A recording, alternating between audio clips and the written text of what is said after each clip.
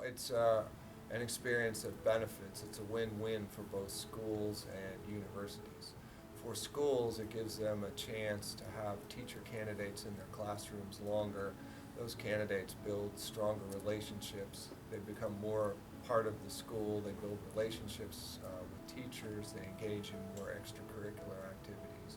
Therefore, their opportunity, the potential for them to add value to the school is much greater. And contrary, for teacher candidates, they are there longer, they do build those relationships, they become closer to students, so that makes for an opportunity to teach a greater variety of teaching strategies. They get to see the whole year from beginning to end, which it's not the same to do a lesson plan in February as it is in September. In fact, many teachers spend a long time in the beginning of the year building classroom community, so if they come in the middle, they miss that. They also get to see their students change. They get to see this change in their students from the beginning to the end of the year, and how they grow and how their thinking differs in response to the instruction. And I think that's an important part of learning to assess. And finally, I think that teaching isn't something that can be learned in a short time, like doing one or two or three, or even a succession of lesson plans. It's something that is acquired because you find out or see, notice, experience a lot of different type of situations from which you draw out patterns or you get insights or build schemas for how you might react when you're encounter those situations when they're new. In other words, you become more flexible, you become better adapted to adjusting when you face something completely new. Really helps the most in convincing the university is the teacher candidates themselves.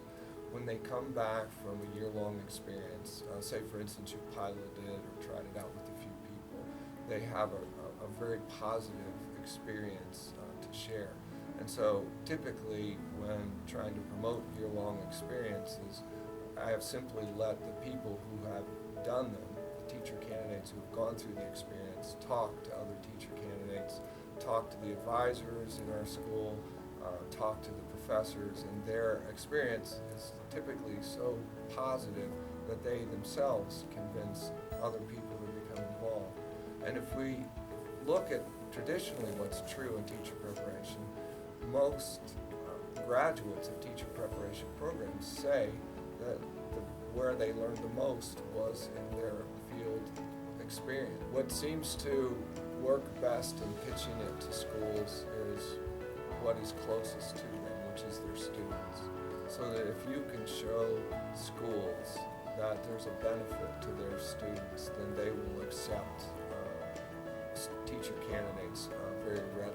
And so I think the issue is really to pitch it that way, to say there's a potential here that there's value for your students. And we know from co-teaching, if that model is adopted as part of the experience, then research has shown from St. Cloud University that there will likely be a benefit or an increase to student learning. But I think another part of that is also trying in the work we do with extending these field experiences and bringing a more clinically based vision for teacher preparation into our programs is to show the potential for what could happen for student learning if we really try to address this and tackle it, the issues that go with it. How can we better enhance what our teacher candidates do with teachers out in the field? I think there's a tremendous potential there.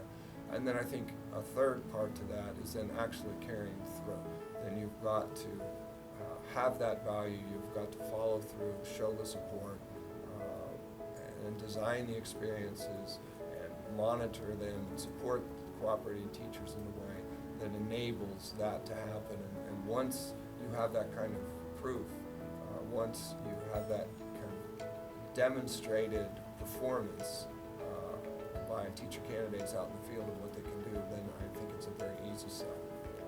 I think We in teacher preparation are still working on it, but the issue is how can we best articulate how these experiences should work.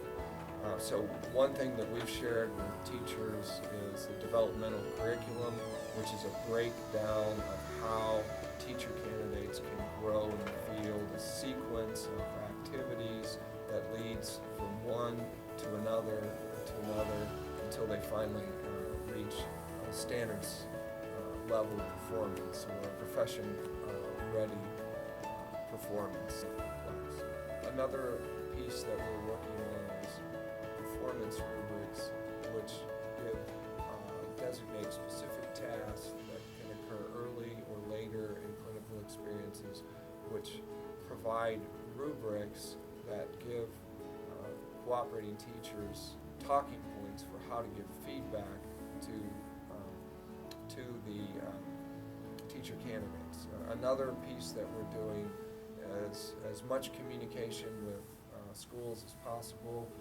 We're offering through email, through special dinners or luncheons, and also through our mentor workshop, in which we provide an array of tools and supporting pieces for cooperating teachers so they better understand the model that we're working for and to give them concrete support for how they can accomplish that. The feedback is very, very positive. As I mentioned earlier, teacher candidates, the experience convinces them, and then they relay that to other people to the point where they persuade. They will tell other candidates, you must do this experience. You will be sorry if you miss it.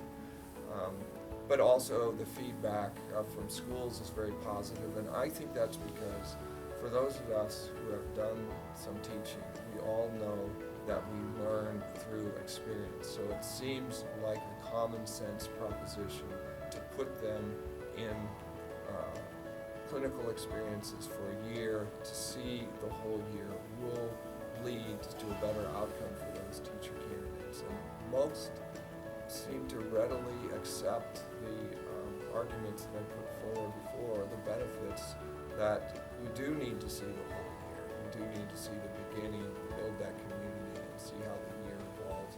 We need to see how children change.